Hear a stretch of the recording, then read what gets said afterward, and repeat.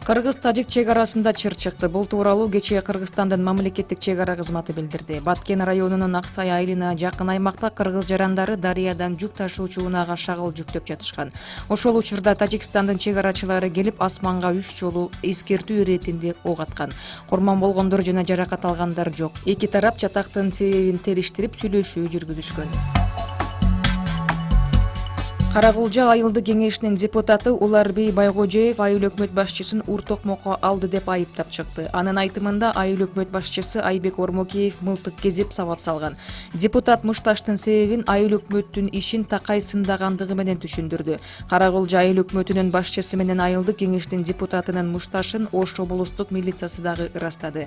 Милициянын расмий маалыматына караганда айыл өкмөт башчысынын 2 баласы кармалып үй камагына чыгарылган. Айыл өкмөт башчысы өзү азыр ооруканада жатат.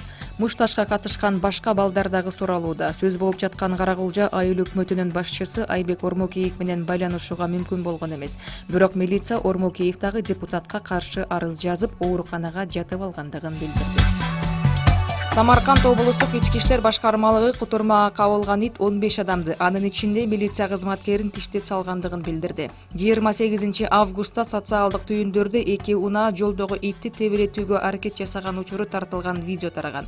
Бул колдонуучулардын наразычылыгын жараткан. Бирок Самарканд облустук ички иштер башкармалыгы санитардык эпидемиологиялык көзөмөл борборуна таянуу менен ал кутурган ит экендигин билдирген. Ит тиштеген 15 адам ооруканага жаткырылган. Аларга кутурмага каршы эмдөө жүргүзүлгөн. Иттин сөөгү ветеринария башкармалыгынын вирустук лабораториясына жөнөтүлгөн.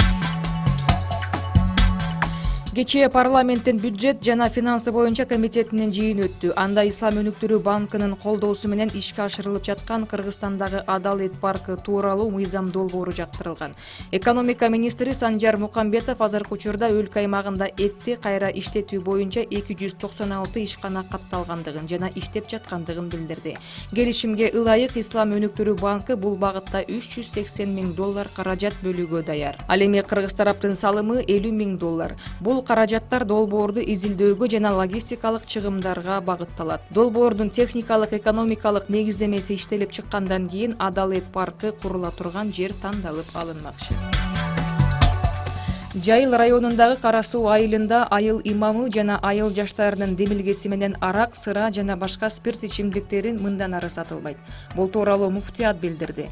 Билдирүүгө караганда жергиликтүү айылдын жаштары дүкөндөрдөн 10 миң сомго ичимдиктерди сатып алып, талаага алып чыгып төгүшкөн. Кара Суу айылынын имамы Жолдош Алиевдин айтымында аталган демилгени айыл тургундары толугу менен колдогон. Эми мындан ары айылдагы дүкөндөрдө спирт ичимдиктери сатылбай турган болду.